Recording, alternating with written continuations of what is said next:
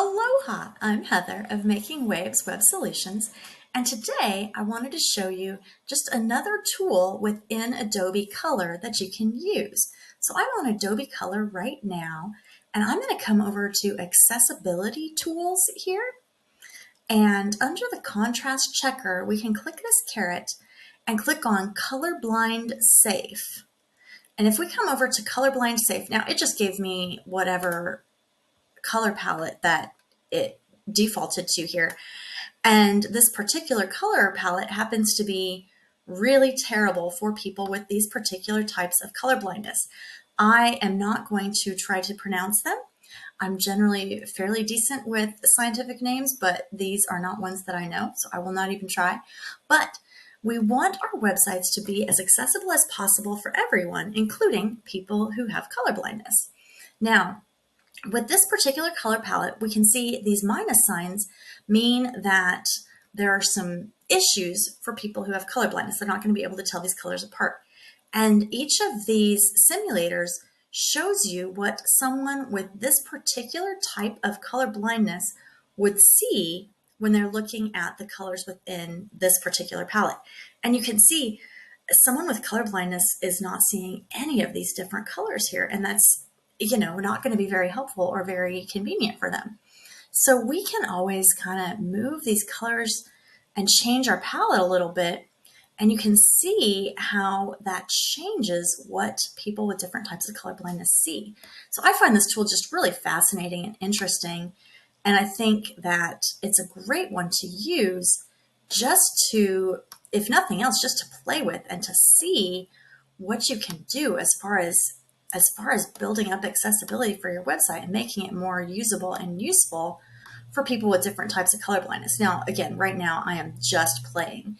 This is, not really a very usable color palette. Those colors don't work together at all. But someone with color blindness, any of the three types listed here, could tell all those colors apart and see the contrast there, which I find interesting. So now if we make something that's maybe a little bit more reasonable in here, let's see if we can make this work.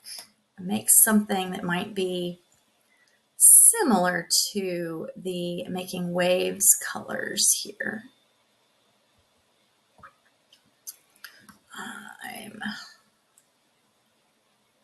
getting too close on my blues here, I can tell. All right, those two oranges are a little bit similar, but far enough apart that Adobe Color anyway says that people can tell them apart.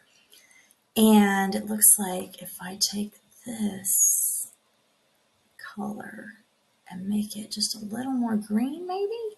Ooh, it still doesn't like that.